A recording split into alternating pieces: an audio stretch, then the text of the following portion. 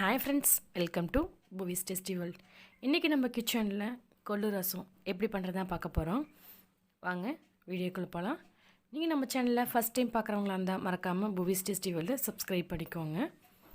ரசத்துக்கு தேவையான பொருட்கள் கொள்ளு வந்து ஒரு டேபிள் ஸ்பூன் எடுத்துக்கலாம். தக்காளி வந்து ஒரு 2, வரமிளகாய் வந்து ஒரு 2, பெரிய எலுமிச்சம்பழம் சைஸ் வந்து புளி எடுத்துக்கோங்க. அது முன்னாடியே கரைச்சி வச்சுக்கலாம். மிளகு ஜீரகம் வந்து ஒரு டீஸ்பூன், பூண்டு வந்து ஒரு 10 பல், தேவைக்கேற்ப கருவேப்பிலை கொத்தமல்லி எடுத்துக்கோங்க. வாங்க வீடியோக்குள்ளே போகலாம்.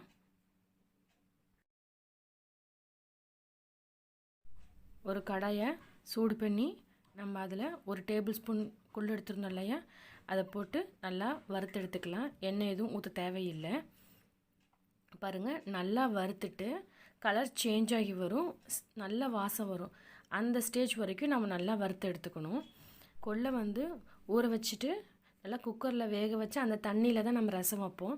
இது வந்து இன்ஸ்டண்ட்டாக சீக்கிரமாக எப்படி பண்ணுறது அப்படிங்கிறத தான் நான் வந்து செஞ்சு காமிச்சிருக்கேன்.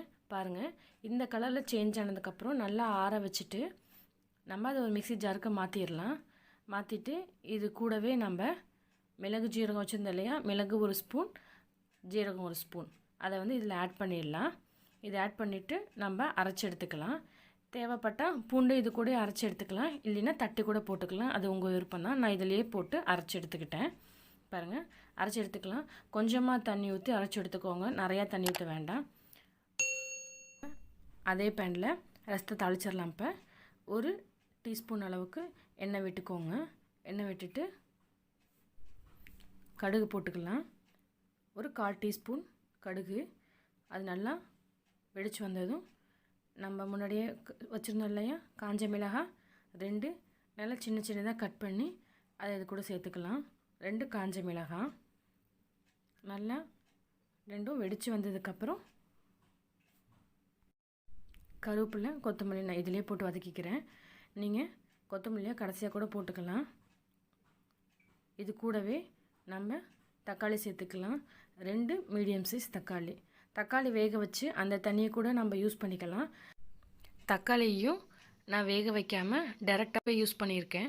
அதே போல் கொள்ளையும் வேக வச்சு தண்ணி எடுக்காமல் அதை நல்லா வறுத்துட்டு அரைச்சி அதையும் டைரெக்டாகவே யூஸ் பண்ணியிருக்கேன். நம்மளுக்கு நேரம் இல்லை அப்படிங்கும் போது நம்ம இது மாதிரி கூட நம்ம ஈஸியாக செஞ்சு எடுத்துக்கலாம். நம்ம வேக வச்சு டைம் ஆகிறதுக்கு இது வந்து ஈஸியான மெத்தட். அதனால தான் நான் வந்து இன்றைக்கி எதுவுமே வேக வைக்காமல் உங்களுக்காக செஞ்சு காமிச்சிருக்கேன். பாருங்கள், நல்லா வதங்கினதுக்கப்புறம் இது கூட நம்ம 1/4 டீஸ்பூன் மஞ்சத்தூள் சேர்த்துக்கலாம். இது கூடவே ஒரு 1/4 டீஸ்பூன் போல் பெருங்காயத்தூள் சேர்த்துட்டு வதக்கி விட்டுக்கலாம். இதுக்கப்புறம் நம்ம முன்னாடியே காமிச்சிருந்தோம் இல்லையா புளி தண்ணி, அந்த எலுமிச்சம்பழம் சைஸ் புளியை வந்து நம்ம நல்லா கரைச்சி வச்சுருந்தோம். அதை இது கூட சேர்த்துக்கலாம். திக்கான புளி தண்ணியாக கரைச்சிக்கோங்க, ரொம்ப தண்ணியாக வேண்டாம்.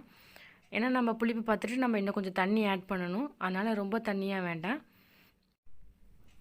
இப்போ இது கூடவே நம்ம அரைச்சி வச்சுருந்தோம் இல்லையா கொள்ளு, மிளகு, ஜீரகம், பூண்டு, அந்த பேஸ்ட்டை இதில் நம்ம சேர்த்துக்கலாம். பாருங்கள், நல்லா மிக்ஸ் பண்ணி விட்டுக்கோங்க. மிக்ஸ் பண்ணி விட்டதுக்கப்புறம் நம்ம வந்து இதில் தண்ணி சேர்த்துக்கலாம்.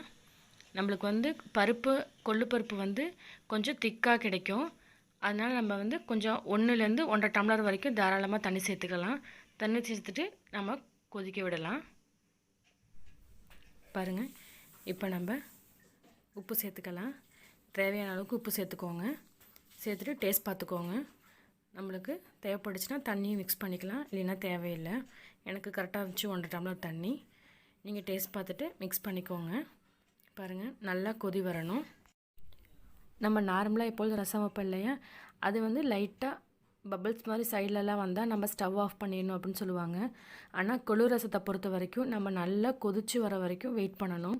நல்லா கொதித்து வந்ததுக்கப்புறம் தான் நம்ம வந்து இதை வந்து ஆஃப் பண்ணி நம்ம வேறு ஒரு பவுலுக்கு மாற்றலாம். நல்லா கொதிக்கட்டும். இது போல் கொதிச்சதுக்கப்புறம் நம்ம வேறு ஒரு பவுலுக்கு மாற்றிடலாம். பாருங்கள், நல்லா கொதிச்சிருச்சு. நம்ம இப்போ வேறு ஒரு பவுலுக்கு மாற்றிடலாம். இப்போ ரசம் ரெடி ஆயிடுச்சு. நீங்களும் இதே போல் செஞ்சு பார்த்துட்டு எப்படி இருக்குன்னு கமெண்ட் பண்ணுங்கள்.